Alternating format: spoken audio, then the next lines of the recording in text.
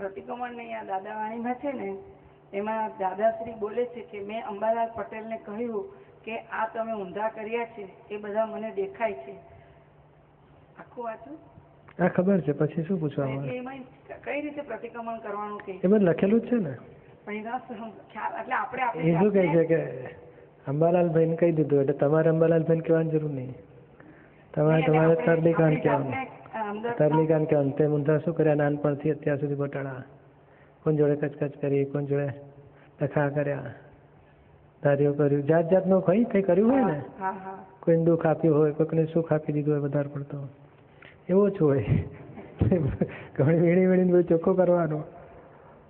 મોહ કર્યા, માન છે, તિરસ્કાર કર્યા, ભાવ કર્યા, ખાવા માટે કંઈક પછી કકડાટ થઈ ગયો હોય, હોટેલમાં જવા માટે કકડાટ કર્યો હોય. ના,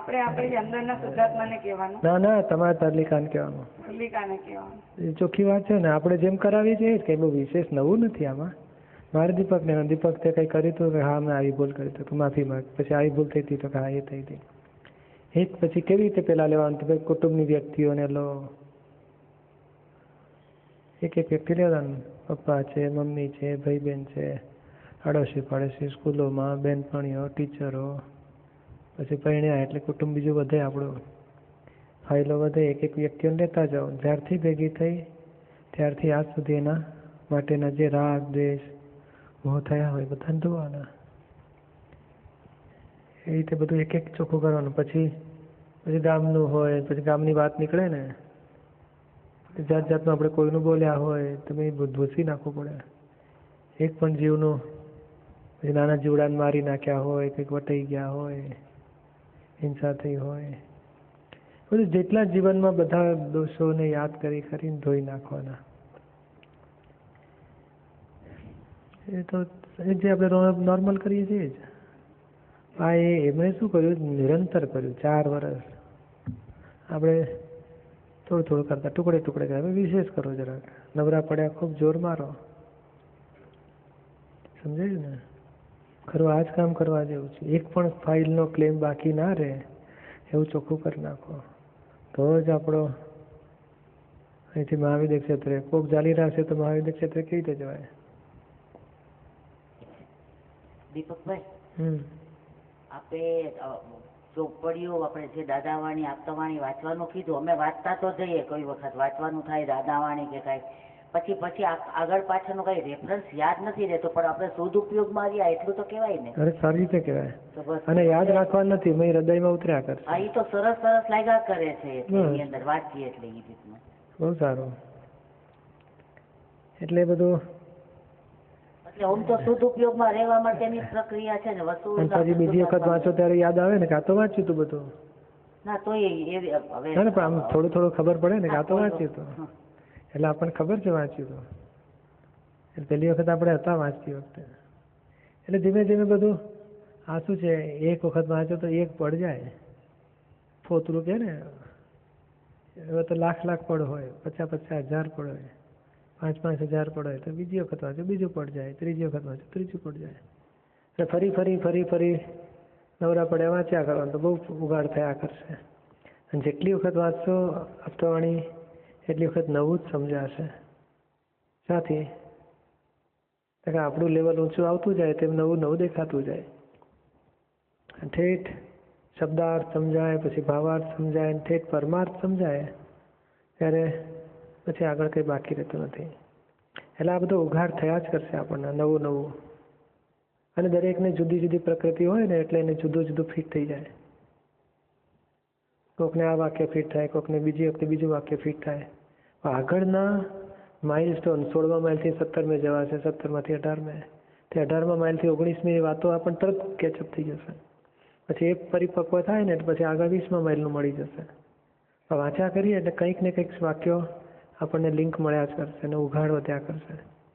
આપણી ભાવના આવી છે કે જેમ છે તેમ સમજાય અને ઠેઠ મૂળ વસ્તુ સુધી મારે પહોંચવું છે, આત્માના સ્પષ્ટ વેદન સુધી.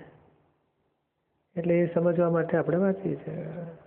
આમ શુદ્ધાત્મા થઈ ગયા છે, પણ હવે આગળના માઇલસ્ટોન દાદા જે સમજાય, ભરેલો માલ ખાલી કરો, એના જ્ઞાતા દ્રષ્ટા રહો, આવી રીતે નિકાલ કરો, મેં બગડી ગયું તો હું શુદ્ધ છું એ ચૂકવાનું નહીં, એ બધી વાતો બધી અંદર ફિટ થતી જાય. સમજાયું ને? ચાલો તો બીજું કઈ નવરા ટાઈમ મળે ને, આ તો ખરું કામ આ જ કરવાનું. બપોરે ઊંઘવામાં જો કોઈ પૂરું થાય એટલે પછી નવરા હોય તો આ કામ કર્યા કરવાનું. ફરી જરા રાત્રે મોડું થયું જાગી ગયા તો ફરી ધોયા કરવાનું. એક એક વ્યક્તિઓના પ્રતિક્રમણ કરતા કરતા કરતા બધા રાત બે ચોખ્ખા કરી નાખવાના. ખરેખર બહુ જબરજસ્ત આ વસ્તુ છે. આ તો આપણા મહાત્મા આ જ કરવા જેવું છે. આખા દાડાની ફાઇલો આવે સંભાળ નિકાલ કરવાનો, ફ્રી ટાઈમમાં પાછલું ચોખ્ખા કરો. આપણને કોણ ભેગું થયું છે? જેની પર રાગ હતા, જેની પર દ્વેષ હતા, જેની પર મોહ હતા. અને જો હવે ચોખ્ખા નહીં કરીએ તો ટોળું પાછું આવશે. મારા છોકરાને કઈ થાકી, વહુને તો કંટાળી ગઈ, સમજતી જ નથી. એ તો એની રીતે જ ઘર રસોડું કર્યા કરે છે, મારું તો સાંભળતી જ નથી. ક્યાં સુધી હવે પકડોમાં પકડાય એવું? છોડતા જાઓ. હવે જીવતા મરી ગયા ત્યાં સુધી છોડી દેવાનું છે. સમજાય? દેહ જીવતો હોય ને આપણે અહીંથી સંસારમાં મરી ગયા હોઈએ, પછી બધું પ્યાલા ફૂટે, ઘર બગડે, ઊંધું થાય, બીજું કશું થાય તો આપણને દુઃખ રહે? ત્યાં સુધી અહંકાર ઝીરો થઈ જાય તો આપણું પૂર્ણાવતી થશે. જો કંઈક ધારું થયા તો અહંકાર છે એને માર પડશે પછી, અને કર્મ પેન્ડિંગ રહેશે તો આવતે બહુ પાછું આવશે. હવે પેન્ડિંગ રાખવા માંગતા નથી. આ ભમાવ નિકાલ કરીને છૂટી જવા માંગીએ છીએ. પેન્ડિંગ સમજાય ને? આજે કામ રહી ગયું પછી બીજે દાડે પૂરું કરવું પડે. દાદા કે અમારો નિશેષ હોય ભાગાકાર બધો, તમારે થોડું શેષ વધે તો આવતે બહુ પછી શેષ વાપરવા રહેવું પડે.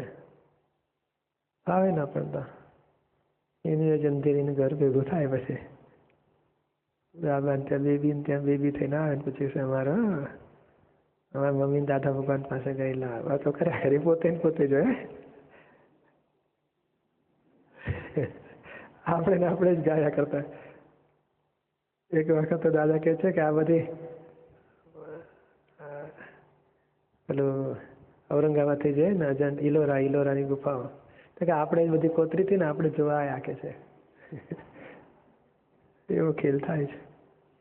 એટલે આ બધું આ મોહથી એની એક જગ્યાએ પાછો આવ્યો, અને જો મોહ ખલાસ થઈ ગયો તો મોક્ષે જતો રહે સિમંદર સાંઈ પાસે.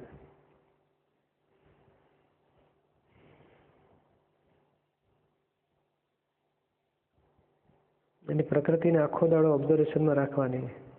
ડૉક્ટરો કેવું રાખે છે, બીપી વધ્યું, અને પલ્સ ઘટ્યા, આ થયું, પછી બધું પોટેશિયમ, સોડિયમ, આખો દાડો સોએ માર્યા કરે ને ચેકઅપ કર્યા કરે, બ્લડ કાઢીને શુગર વધી ગઈ ને ઘટી ગઈ. એવું આપણે મન, બુદ્ધિ, ચિત્ત, અહંકાર અને વાણી અને વર્તન એની પર આખો દાડો ફોકસ મૂકી રાખવાનું. આ બોલ્યો વાંકા શબ્દો, આવા શબ્દોની પાછળ શું હેતુ હતો? આ વર્તનની પાછળ શું હતું? બધાની પાછળ માન્યતા, અહંકાર હોય જ છે, બુદ્ધિ હોય જ છે. જેટલું દેખાયું એટલું ખાલી થતું જશે.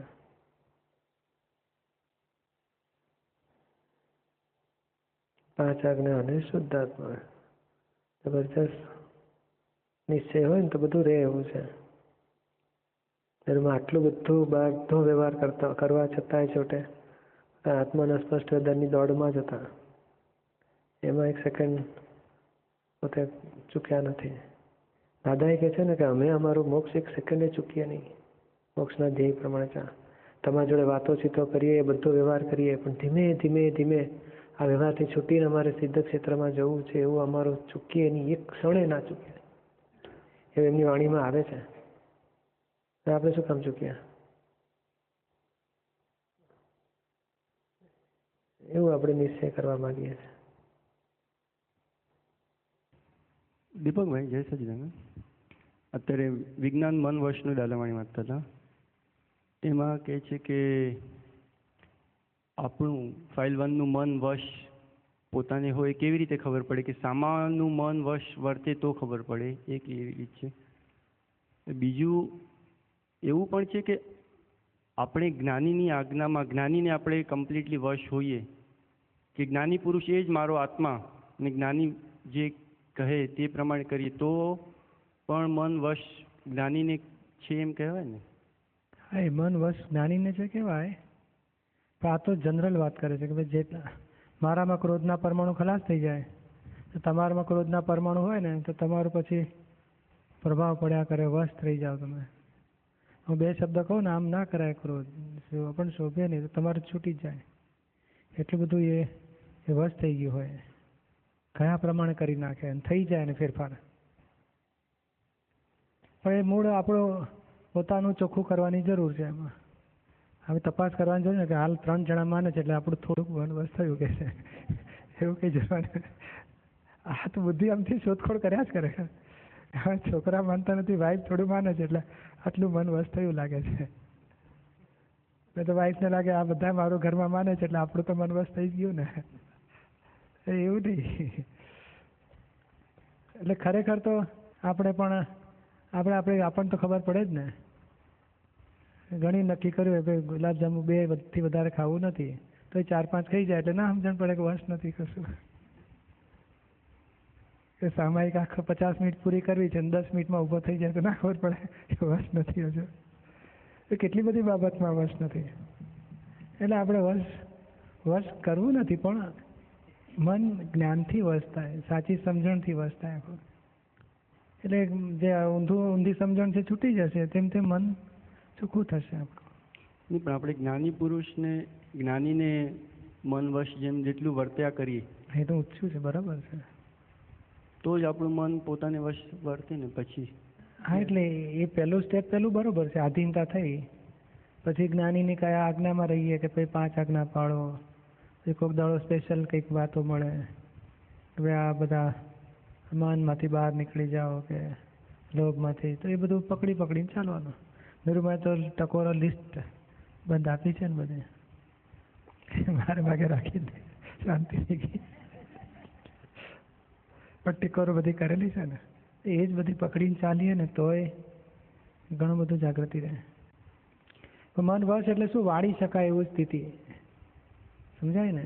અમે વિચાર આવે કે નથી કરવું, નક્કી થયું કે આપણો આ ધ્યેય છે, ધ્યેય પ્રમાણે ચાલવું છે, તો પેલું મન પછી ધ્યેયને વિરુદ્ધ ના ચાલે.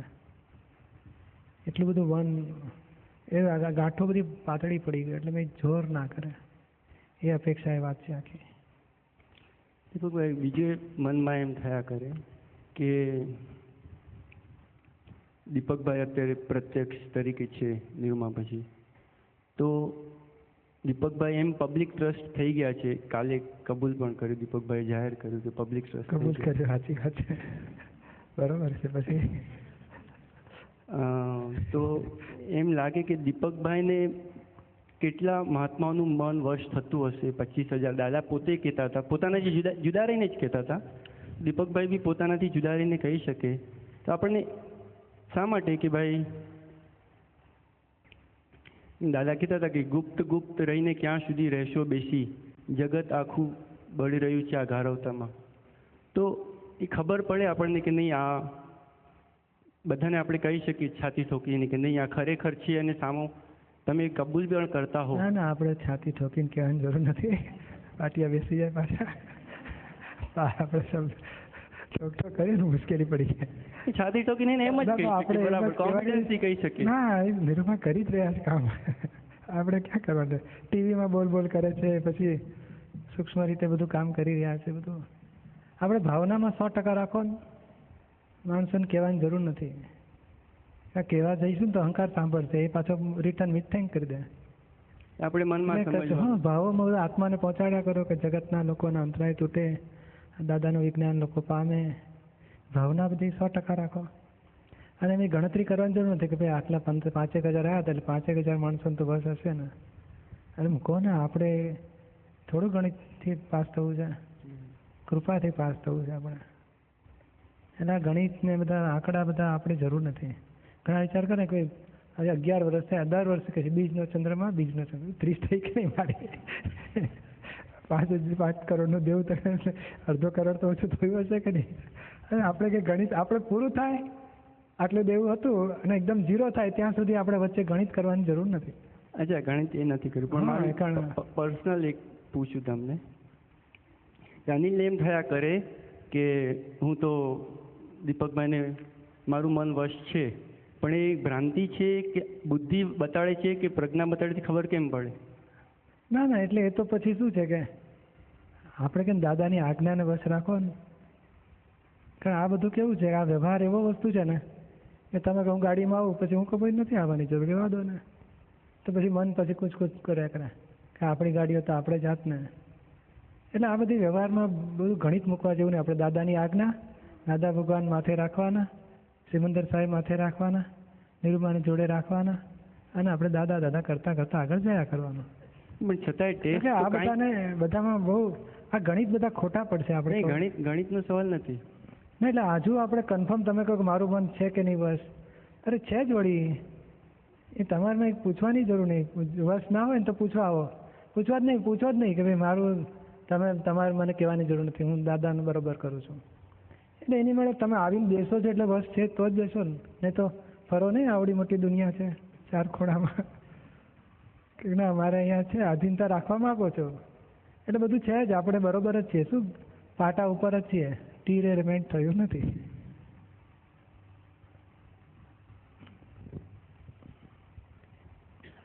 દીપકભાઈ, અહીંયા છે પ્રશ્નકર્તાનો સવાલ છે, આ દ્રવ્ય ક્ષેત્ર કાળ ભાવથી પ્રતિબદ્ધ થવાય છે, એ કોણ પ્રતિબદ્ધ થાય છે? દાદા એવું કહે છે એનો સ્વભાવ, દ્રવ્યનો સ્વભાવ બંધાય છે. એ જે દ્રવ્ય છે તે એનો સ્વભાવ બાંધે છે. પછી કે છે, પ્રશ્નકર્તા પૂછે છે એ કોને બાંધે છે? દાદાશ્રી કહે છે મનને. હવે આ જે દ્રવ્ય જે કહેવા માંગે છે એટલે કયું દ્રવ્ય? આત્મા જે દ્રવ્ય સ્વરૂપે છે. એટલે આનો ફોડ છે ને હમણાં બીજી જગ્યાએ મળે છે આપણને. એમાં ભ્રાંત ચેતન એ દ્રવ્ય કહેવાય છે. વિભાવિક ચેતન છે ને, કે હું અક્ષેસ્તુ માનનારો જે હતો ભાગ, એ વિભાવમાં હતો, એ દ્રવ્ય ભેગા થવાથી એ વિભાવિક દ્રવ્ય, એને દ્રવ્ય કહેવાય છે. અને એ પછી મન જોડે બંધાય છે. હું જ છું, આ મેં જ વિચાર કર્યો એટલે પોતે બંધાય છે. મૂળ તત્વ સાથે આને પેલું નથી. મૂળ તત્વનો આ વિભાવિક દશા છે અત્યારે. વિભાવિક દશા પછી વિચારોમાં તન્મયાકાર થાય એટલે બંધાય પોતે. એવી રીતે કે છે. એટલે આપણે જે મૂળ આત્મા કહીએ છીએ, હા મૂળ જ આત્મા, પણ મૂળ આત્માના 2 ફેઝિસ હોય ને, એક સ્વભાવ ભાવ અને બીજો વિભાવ ભાવ. બરોબર. તો વિભાવ ભાવ એને દ્રવ્ય કહેવાય છે. દ્રવ્ય ક્ષેત્ર કાળ ભાવ, આ 14મીમાં આ ખુલાસો આવે છે કે આ ક્ષેત્રના આધારે ભાવો ઊભા થાય છે. તો ક્ષેત્રમાં આવ્યું કોણ? તો કે દ્રવ્ય આવ્યું.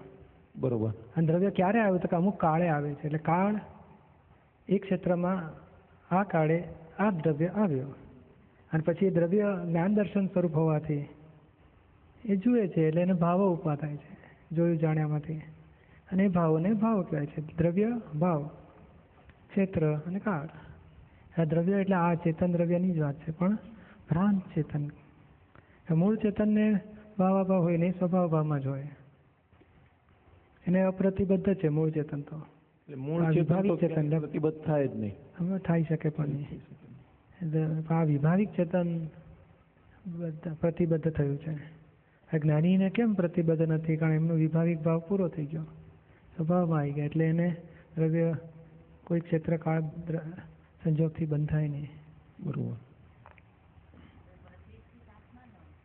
હા, એ પ્રતિષ્ઠિત આત્મા, એ ચાર્જ થનારો પ્રતિષ્ઠિત આત્મા અને ડિસ્ચાર્જ થનારો પ્રતિષ્ઠિત આત્મા. અત્યારે આપણે ચાર્જ ભાગ ઉડ્યો, આ ડિસ્ચાર્જ વાળો પણ હજુ બંધન વાળો છે. મને તો પહેલી જગ્યા જોઈએ, આપણને મોડું આવે ફાવે નહીં, એટલે હું તો અહીં જ બેસું. એટલે પછી કોઈક ઉઠાડે ને, એ ભાઈ રહેવા દો ને, તમને શું ફરક પડે છે? આટલી મોટી જગ્યા તો છે ને, બેસો ને બધા શાંતિથી પાછળ. એવું જે થાય છે ને, ત્યારે એ પેલું દ્રવ્ય આ ક્ષેત્રમાં બંધાયું. ફક્ત 8 થી 9 પૂરતું છે. પછી 10 વાગે કે આ જગ્યા બેસો ને, મારે ક્યાં ફરક પડે કે? એટલે આ કાળ પૂરતું બંધાયું. અને ભાવ શું છે? કે સત્સંગ સાંભળવાનો ભાવ સારો હેતુ છે ને, એટલે ચાલે.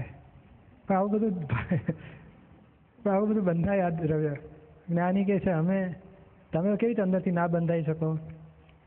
હસુબેનને ઉઠાડે તો તમને ભોગવટો ના આવે એટલે તમે છૂટ્યા. તો આ ક્ષેત્રથી તમે બંધાયા નથી, કાળથી બંધાયા નથી. એવી રીતે આપણે થઈ શકે. એવું થવું જ જોઈએ આપણને. 5 આજ્ઞા એને માટે જ છે કે કોઈ બંધનનું પરિણામ ઊભા થાય ને તો છોડી નાખો આજ્ઞામાં રહીને. દીપકભાઈ, આ સ્થૂલમાં દ્રવ્ય એટલે વસ્તુને સંબંધિત હોય છે ને, એ પછી બધું વધારવું એ વધારાય. પણ આ તો ખાવાની વસ્તુ હોય, બેસવાની વસ્તુ. હા, એટલે એ બધું જાડી ભાષામાં બધું વપરાય. હા, મૂળ ભાષા આ છે. મૂળ ભ્રાંત ચેતન આ ક્ષેત્રમાં આવ્યું. સૂક્ષ્મ. હા, સૂક્ષ્મ એટલે એક્ઝેક્ટ યથાર્થ ભાષા. આ દ્રવ્ય તો આ બધું લોકો બધું દ્રવ્ય અને ભાવ બધું વાપરે છે ને. શ્રીખંડ ખાવાનો ભાવ થયો એ કે ભાવ કર્મ કહેવાય નહીં. આપણે બહુ પછી એની ચર્ચા કરીએ ને તો આપણે થાકી જાય. એમાં પેલું બંધાઈ જાય ને. એટલે એ બધું મૂળ વાત આ છે. દ્રવ્ય એટલે આ વસ્તુ સ્વાભાવિક ચેતન. મોક્ષના સાધક તરીકે આપણે રહેવા માંગીએ છીએ. દિન રાત આ પુરુષાર્થમાં ધર્મમાં કેવું કે છે, પહેલે દિવસથી એમને જે આત્માનું સ્પષ્ટ વેદનની તમન્ના હતી એક દાડો ઘટી નથી. દાદાનો વિરહો એક દાડો ઘટ્યો નથી. જગત કલ્યાણના કામો 1 મિનિટ પણ અનસિન્સિયર રહ્યા નથી. કેટલું જબરજસ્ત આપણે એ કરવા માંગે છે. વ્યવહાર પણ ફૂલ્લી ચાલ્યા કરતો હોય, અંદર જબરજસ્ત નિશ્ચય પણ ફૂલ્લી ચાલ્યા કરતો હોય. આત્મકલ્યાણ જગત કલ્યાણની ભાવના પણ જબરજસ્ત ચાલ્યા કરતી હોય. અને અંદર પોતાના આત્માના સ્પષ્ટ વેદનના પુરુષાર્થમાં જબરજસ્ત કચાશો માટે આપણી જાગૃતિ ચાલ્યા જ કરતી હોય કે આમાંથી બહાર નીકળવું છે, આ વિજ્ઞાન ફિટ કરી લેવું છે, સિદ્ધાંતના મણકા બધા ભેગા કરતા જવાના. એક વાતો આ બધી આ દ્રવ્યનો અહીંયા ફોડ છે, દ્રવ્ય ક્ષેત્રકાળ, પાછું 11મી આપતાણીમાં રેફરન્સ હોય, પાછું 14મીમાં આવ્યો હોય. બધા મણકા ભેગા કરો તો આખી માળા મળે આપણને. એટલે એ બધું આપણે સિદ્ધાંતના મણકા ભેગા કર્યા કરીશું. એક સિદ્ધાંત ખુલ્લો થતો જાય. અને આપણે એમાં વધારે ટાઈમ આપવા માંગીએ છીએ કે કેમ કરીને આપણે આ પૂર્ણાહુતિ કરી લઈએ આ ભાવમાં.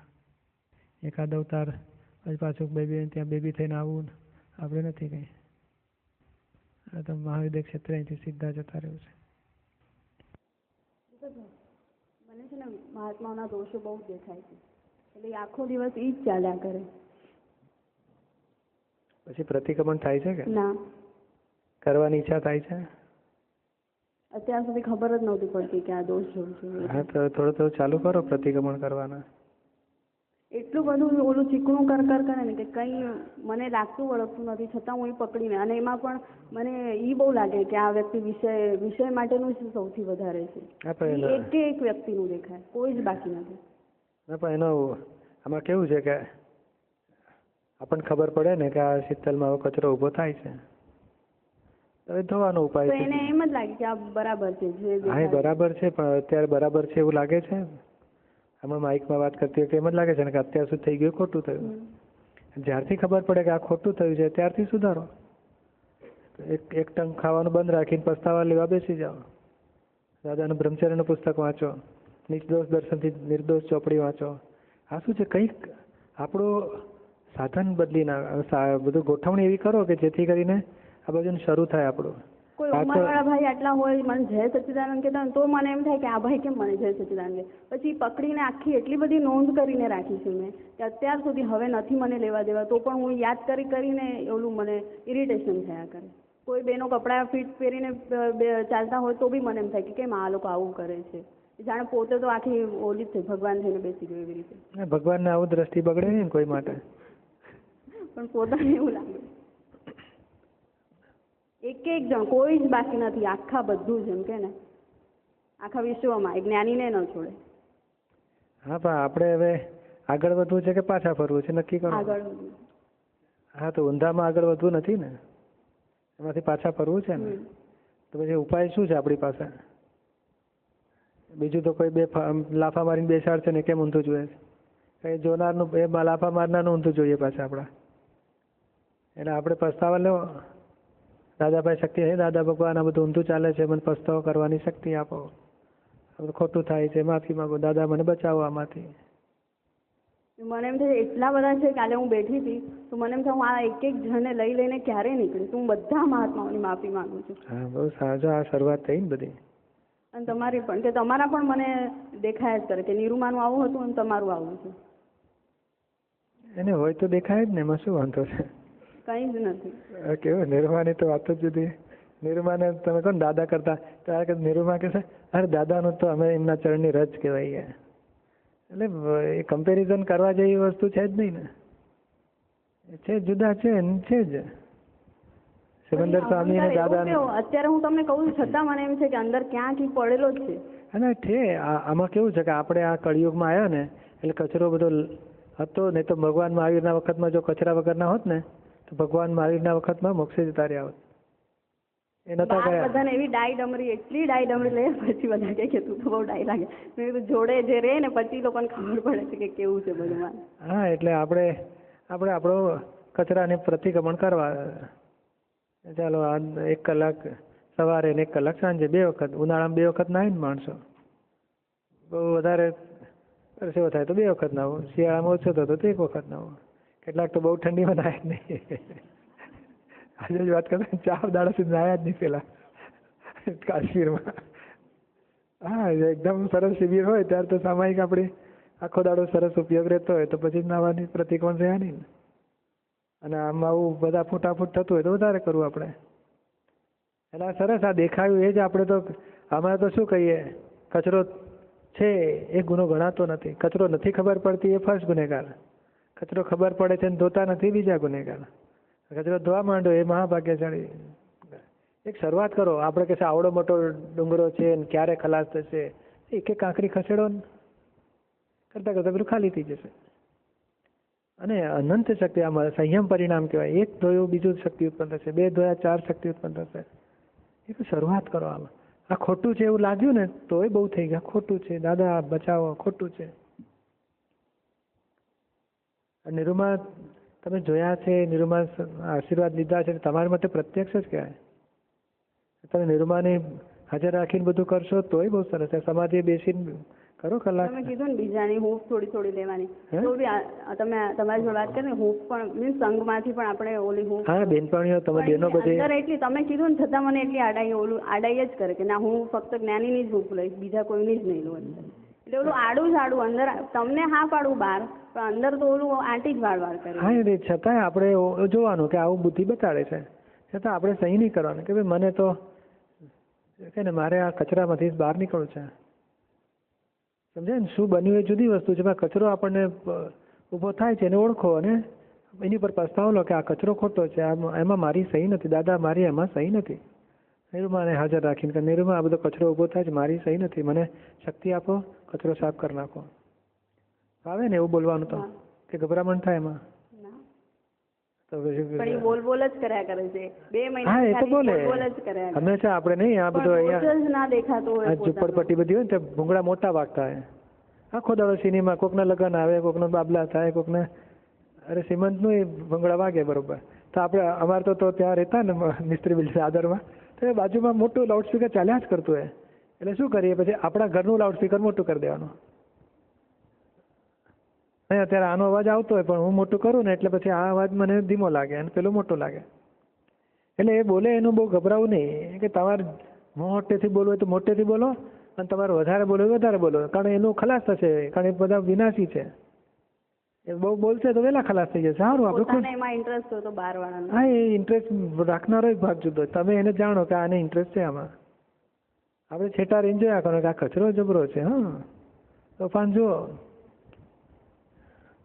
આપણે તો આ કચરો જો બહાર હોત ને તો ક્યાંય આપણે ફેંકાઈ ગયા હોત. હવે આજ આવી જગ્યાએ છો કે અહીં તમારે કચરો ખલાસ થશે ને જ્ઞાન બચાવશે આપણને. સમજાય ને? એટલે આપણે આ કચરાના વિરોધમાં બેસો, બસ તમારી વાત ખોટી છે, મારે તમારી વાતમાં સહી નથી. એ 12 કલાક બૂમાબૂમ કરે ને તો જરાક એ લોકો શ્વાસ ખાવા ઉભા ત્યારે કે તમારી વાત ખોટી છે. 12 કલાક સુધી બોલે આ બધું ખોટું, પછી ફરી બોલવા દેવાનું 12 કલાક. પછી એક વખત જરાક એ લોકો અટક્યા હોય ત્યારે આપણે બોલી નાખવાનું. એટલે આપણે તો 24 કલાક પછી બોલો તોય ચાલે.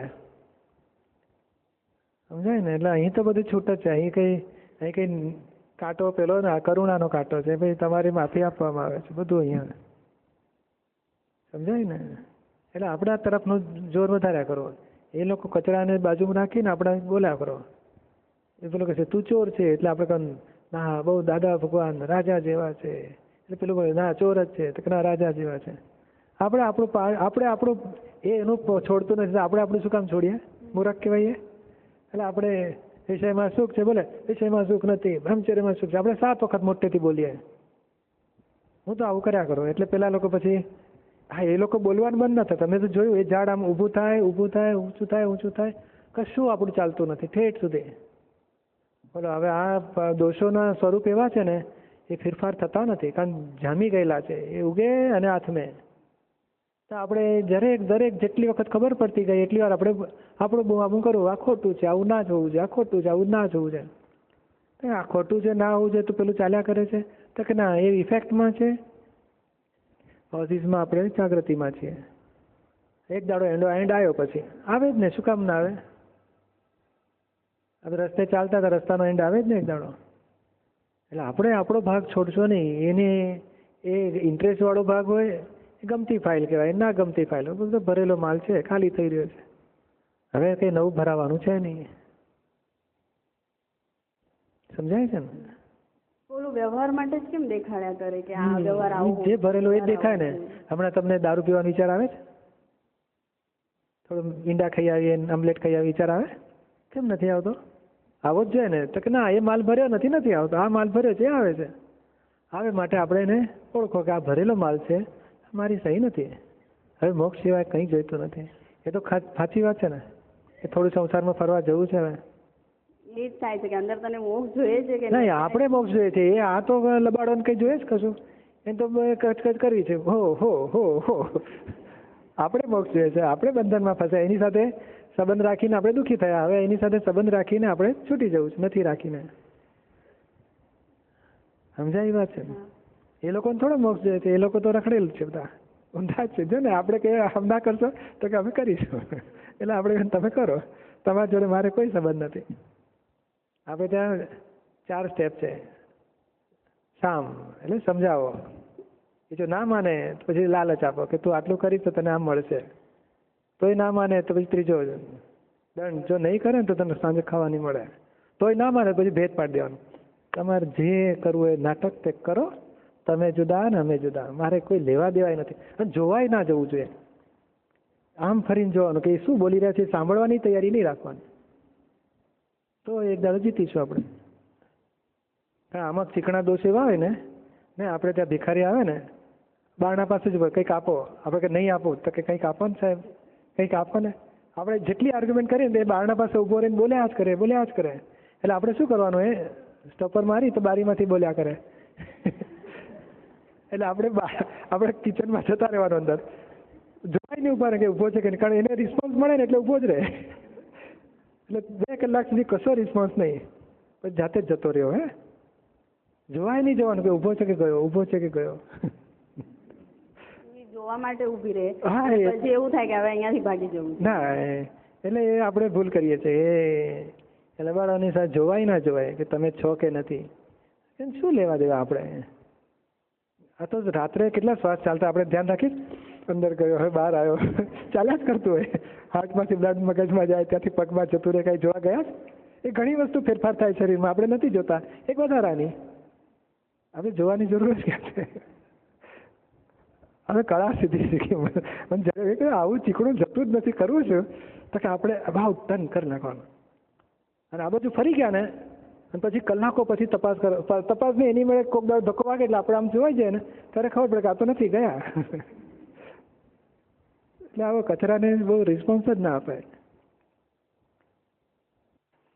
દીપુભાઈ, અહીં હમણાં તમે જે વાત કરી કે હવે દોષ ઊભો થાય, હવે ખબર પડે કે આ સારું છે કે ખરાબ છે, તો કે એ બુદ્ધિ છે, અને તો કે ના ભરેલો પણ માલ છે તો કે એ જ્ઞાન છે. હવે જ્યાં સુધી તો કે આ ખરાબ છે, જેમ વિષયનો વિચાર ઊભો થયો તો કે આ વસ્તુ ખરાબ કહેવાય. સ્ટાર્ટ પહેલાં ત્યાંથી થાય કે આ ખરાબ કહેવાય. ભરેલો માલ તો આવતો જ નથી કે એ તો અત્યારે, કારણ કે પોલ વાગી જશે. એટલે ઇનિશિયલ સ્ટેજમાં તો આ જ બરાબર છે. બરાબર છે. એટલે જ્યાં મીઠું બહુ લાગે છે ને ત્યાં કડવું લગાડવું એ ઇનિશિયલ સ્ટેજ છે. પછી મીઠું લાગતું નથી ને છતાં પેલું ઊભું થાય છે તો ક્યાંથી તો ક્યાં ભરેલો માલ નીકળે પાછો. આના આધારે ફૂટ્યું માટે નોય મારું પછી બહુ ત્યારે ધોઈ નાખે ને.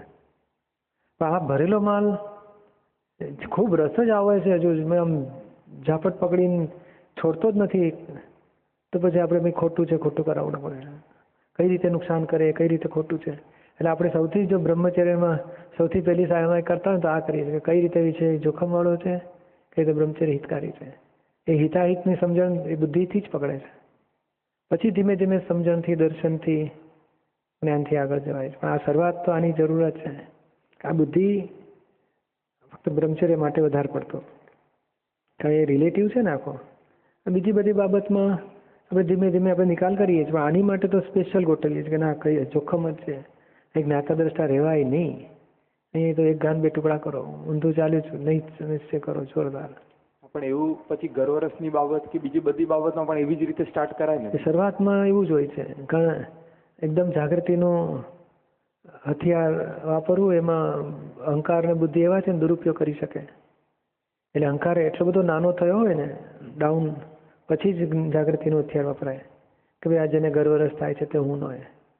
એ ક્યારે ઠેઠ અમુક જેમ વિરાર પછી વાપરવાની ચાવી મણિનગરથી વાપરાય નહીં ચાવી. હજુ અમદાવાદ છૂટ્યું નથી મણિનગરમાં જો આવ્યા હોય ને પછી કહેશે હું ન હોય એટલે એ મણિનગર અમદાવાદમાં તો બેઠો છું તું ન હોય કેવી રીતે કહી શકીશ. મુંબઈને અડ્યો ને પછી કહેવાય કે આ બધા ન હોય મારા પરિણામ. એટલે આ જ આખી પ્રોસેસ છે. એટલે શરૂઆતમાં આ જ હોય છે આમ ઝેર જેવું લાગુ છે. આમ એટલો બોજો આવે આમ એમ થાય કે આ ક્યારે આ બધા દોષો બહાર નીકળ્યા છે બહુ પસ્તાવો થાય. એ બરોબર છે. એટલે આપણી પ્રોસેસ લગભગ એવી હોય જ છે. એમ એ જાગૃતિ જ્યારે એક્ઝેક્ટ હોય છે ને દોષ એકદમ પાતળો પડી ગયો ને ત્યારે નોય મારું કહેતાની સાથે ખરીએ પડે છે. અને એ તો કે જેટલું એને જોખમ દેખાય ગર્વરસના કે બીજા ત્રીજા તો એ વધારે પોસિબલી થાય. એટલે એમાં સ્ટેપિંગ છે. આપણે જ્યારે ઊભું થાય ને તો એકદમ જોખમ લાગીને એક તો ફેંકી દેવું પડે અને પછી નવરા પડીએ ને ત્યારે સામાયિકમાં વિવરણ કરવું જોઈએ. બધું જ કરવું છે કઈ રીતે જોખમ છે કોણ કરે છે અને પછી એથી આગળ સૂક્ષ્મમાં જવું છે. એ ગર્વરસ લેવાનું કેમ ઊભું થઈ ગયું આપણે કર્યું કે કોણે કર્યું આ કયા આધારે થયું એનો મૂળ આધાર જે તારે જડે છે. હવે ધારો કે 1,00,000 ફેઝિસ હોય તો 10 જડ્યા ને તો 10થી તો ગર્વરસ બંધ થાય. એ 10 બાબતમાં પછી ના ઊભું થાય. એમ કરતાં કરતાં બધા ફેઝિસથી ચોખ્ખું થશે ને જ્યારે ક્યાંક અહંકાર પાસે બુદ્ધિ પાસે માન્યતા છે જ કે ભાઈ હું કરું તો જ થાય ને. પછી એ પોતે કરતા નથી કઈ રીતે થઈ રહ્યું છે એવું જેમ જેમ એને ફિઝિકલી બતાડીએ સ્થૂળ રીતે બતાડીએ પછી સૂક્ષ્મ રીતે બતાડીએ સૂક્ષ્મતર એ જેમ જેમ બધું ખરેખર પોતે કરી શકતો જ નથી એવું જેમ જેમ એને દેખાડાતું જાય તેમ તેમ ગર્વરસ ઓગળતો જાય છે. અને આપણે એ સ્ટેપિંગથી જવા માંગીએ છીએ. એકલું આ હથિયાર છે ને એ પછી એક દાડો પછી થશે કે આટલું બધું તોય ઊભું તો થાય જ છે ને તો કે ભાઈ તમે સમજણથી ઓગાળશો તો જ અંત આવશે. એટલે વેરી બિગિનિંગમાં ઊભું થાય ત્યારે જોરદાર વિરોધ કરીને ખસી જાઓ ખૂબ પસ્તાવો લઈને ખસી ગયા પણ ધીમે ધીમે સમજણથી તો ઓગાળવો તો જરૂર તો છે જ. અને તો જ એ પૂર્ણાહુતિ જવાશે. નહીં તો શું થાય છે આવું જ્યારે અમુક ફોર્સમાં આમ વિરોધ કરી નાખે અને પછી જ્યારે ફોર્સ ઓછા થઈ ગયા ત્યારે એ જ લાડવા ખાઈ જાય આખા ગળી જાય અને એ ગાંડું થઈ જાય મગજ. પછી એ ગર્વરસ ચાખીને દારૂ ચડ્યો હોય ને પછી બધું વિનય ને મર્યાદા ને પછી બધું વિવેક બધું ભૂલતો જાય. એટલે સમજણ વગર તો પ્રગતિ જ નથી. એટલે એકાંતે સમજણ પેલો ચોરીઓ કરતો હોય ને આપણે સમજણ ગોઠવીએ એવું ના કરશો.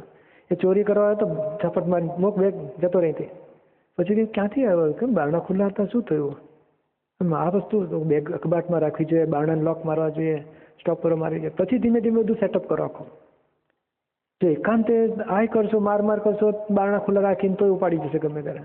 એકાંતે બધી વસ્તુ ગોઠવ કરશો તોય નહીં ચાલે. બધું બધી રીતે આપણે ગોઠવવા માંગીએ છીએ અને એવું એક્ઝેક્ટ ગોઠવાશે ને તો આપણને અનુભવ થતો જશે કે ના આ ચાવીથી આ તાળા ખુલે છે ગર્વરસ છૂટે એવું છે. અને પછી અમુક લેવલ પછી તો ધીમે ધીમે સમજણપૂર્વક જ પછી નીકળે. પછી સામાયિકમાં જ લઈએ છીએ કે આ ઊભું થયું સામાયિકમાં 1 કલાક આપણે જોઈએ ને વિવરણ કરીએ ને એ કચરા પછી સ્પીડીઓ કરતા જાય. એટલે સ્ટેપિંગથી જ ગયેલા સારા આખું એકદમ જોર મારીને ગમે તેવું તોડફોડ કરી નહીં નાખવી જોઈએ. બ્રહ્મચર્યમાં એવું જ કરીએ છીએ ને, એક વખત નિશ્ચય કરીએ છીએ, અહંકારે કરીને ખોટું ખાડીને ફેંકી દઈએ, પછી ધીમે ધીમે સમજી સમજીને સેટ કરતા જઈએ. પછી પછી એનું પરમનન્ટ હોય, એ ઠેઠ પૂર્ણાહુતિ સુધી જઈ શકે. એટલે મારે તો એવું બન્યું હતું, આમ એક ગાન બે ટુકડા શરૂઆતમાં નહોતું થતું. એમ થાય એક વખત થાય, પછી પહેલાં તો ચરી ખાતા હોય બધા દોષો, તો પછી સમજણ ગોઠો કરીને પછી એની મૂળ જડીએ કહો આ મૂળિયું છે, અહીં જો આ ભાગ કપાયો ને તો બધા પડી જાય છે. અને પછી એ મૂળિયા બધા પકડાય, એટલે રૂટ કોઝ એટલે સિદ્ધાંત એ ક્યાંથી ઊભું થાય, કઈ બિલીફના આધારે, એ બિલીફ જ પછી છૂટી જાય ને એટલે પછી પડી જાય આખું. એટલે નવરા પડ્યા આ મૂળિયું શોધી કાઢેલું કે ક્યાંથી આ શરૂ થાય છે, કોનાથી થાય છે, આમાં આપણે કઈ રીતે પાછા ગર્વરસ કેમ ઊભો થાય છે, કંઈ પણ કરવા પણ એને મનાય છે. તો જેટલું મનાય છે એક ચોખ્ખું કરતા ગયા કરતા ઠેઠ આત્મા સુધી પહોંચ્યા છે. પેલું ગર્વરસે ખલાસ થતો જાય છે. એટલે એટલું બધું એને જ અનુભવ કહીએ કે અનુભવ પછી ઊભો થાય છે. અનુભવ પછી કાયમનું આત્માનો અનુભવ થયો એટલે પછી પેલો અહંકાર કરવા પણ આનો ભાગ જ ખલાસ થઈ જાય છે. ગર્ભરસ લેવાની કોઈ એની એક લેનારો જ ઉડી ગયો ને ખલાસ થઈ ગયો. એટલે આપણે એ જ કામ કાઢી લો કહીએ છીએ, ત્યાં સુધી પહોંચો. એટલું બધું એક દોષને મૂળિયામાંથી કાઢો. હમણાં જ નિરૂમાનો સિડનીમાં સત્સંગ હતો, એમાં આ જ કહે છે અમે તો પાછળ પડીએ. વિષય માન હોય, વિષય હોય, સ્થૂળ ખાલી કરીએ, સૂક્ષ્મ રીતે, સૂક્ષ્મતમ છે, સ્વપ્નમાં પણ ના હોવું છે. મનથી, વાણીથી, વર્તનથી, વાણીથી, મનથી, પછી સ્વપ્નથી પણ આ દોષ ઉભો થાય તેને ઉખેડીને ફેંકી દેવો છે. એટલું બધું સ્ટ્રોંગ, અને એનું એનાલિસિસ કરી ઠેઠ મૂળિયામાંથી કાઢીને ખાલી કરીને જગ્યા જ ખોદી કરીને ઝાડ બાળ પાંદડા મૂળિયા બધું ખાલી કરીને ચોખ્ખું થઈ ગયું. એટલે એક દોષ પકડાયો ને એટલે મૂળિયા સુધી જવું છે, પછી બીજા દોષને એમ કરતા ફરી રિપીટેશન દોષનું ના થાય. એટલે શરૂઆતમાં વિષયને કાઢ્યો, પછી માનને કાઢ્યું, પછી કપટને કાઢ્યું, મોહને કપટને, એમ કરતા આખી પ્રોસેસ સ્પષ્ટ વેદનની દિન રાત પ્રોસેસ ચાલુ હતી. બહાર આખા પબ્લિક જોડે એમનું વ્યવહાર ચાલ્યા કરે, લોકોને જે કલ્યાણ માટે મન વચન કાયા વાપરાયા કરે, ફ્રી ટાઈમ પોતાના સ્પષ્ટ વેદન તરફનો પુરુષાર્થ. ઘણી વખત આપણે નથી કહેતા કે કેમ આર્ગ્યુમેન્ટો વધ્યા કરે, કારણ અંદરનો પુરુષાર્થ નથી આપણો. જો છૂટવાનો પુરુષાર્થ ચાલુ હોય ને સ્પષ્ટ વેદન તરફ, કે મારે આત્માનું સ્પષ્ટ વેદનમાં પહોંચવું છે, અનુભવમાં પહોંચવું છે, એબ્સોલ્યુટ લેવલ સુધી પહોંચવું છે, તો પછી આ કામનું વાત પતી એટલે પોતે બધું પડતું મૂકીને અંદરના પુરુષાર્થમાં જ હોય.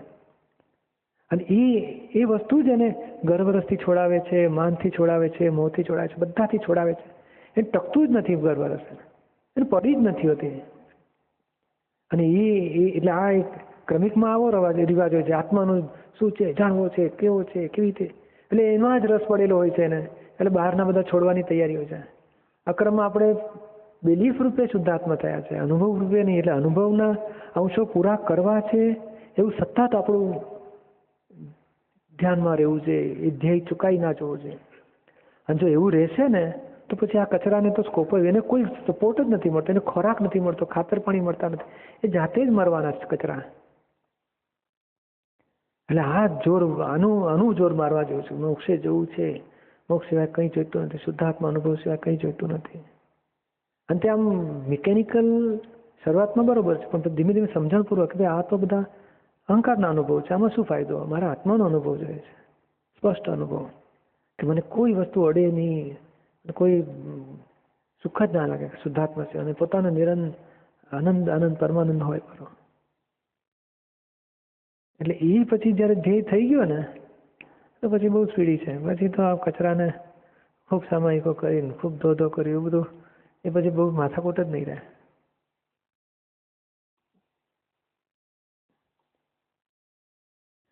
ચાલો આપણે સામાયિક એવી જ કરીએ, મોક્ષના ધ્યેય સિવાય બીજે ક્યાં બધું રસ બધા ઊભા થાય છે. આ ધ્યેય પછી એમાં બધા જ રસને તોડી નાખવા જોઈએ, છૂટી જવા જોઈએ.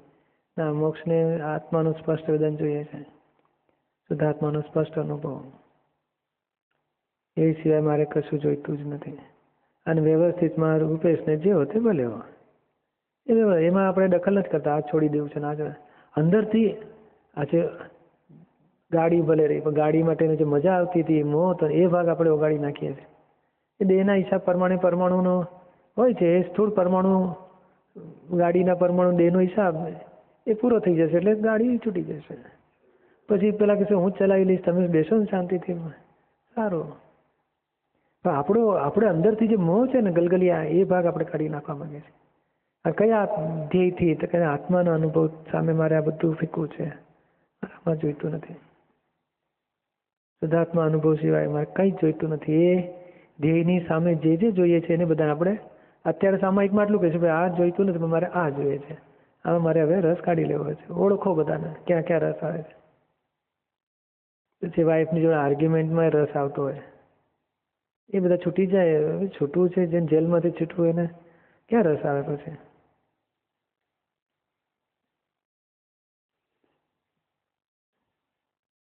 છૂટવાનું તો જબરજસ્ત. નિરૂમાં તો પહેલે દાડાથી એક વાત એમની કાયમ હોય કે આપણે છૂટવા માટે આપણી ગરજે છૂટવાનું છે, સામાન્ય માટે નહીં, આપણી ગરજે. કલ્યાણનું કામે આપણી ગરજે કરીએ છીએ, બધાની સાથે વેરઝેર આપણી ગરજે છોડીએ છીએ, પ્રતિક્રમણ આપણી ગરજે છોડીએ છીએ, પ્રતિક્રમણ આપણી ગરજે કરીએ છીએ.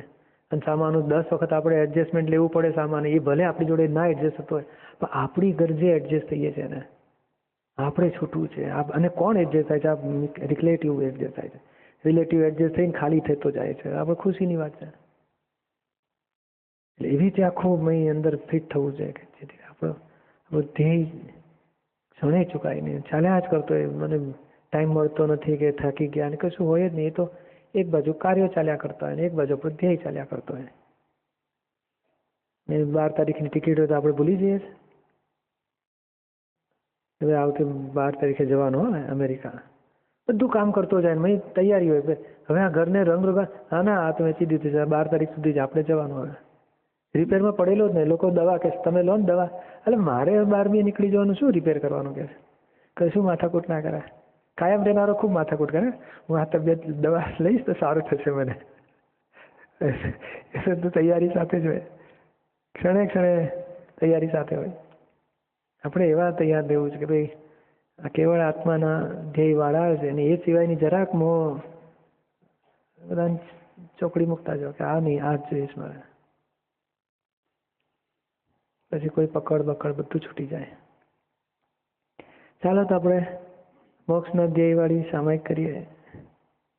સંસારમાં ક્યાં ક્યાં મજા આવે છે, સુખ લાગે છે, આ જોઈએ છે, પકડો અભિપ્રાય બધા ઉપર ચોકડી મૂકવાની કે ના આત્માના અનુભવ છે કંઈ જોઈતું જ નથી.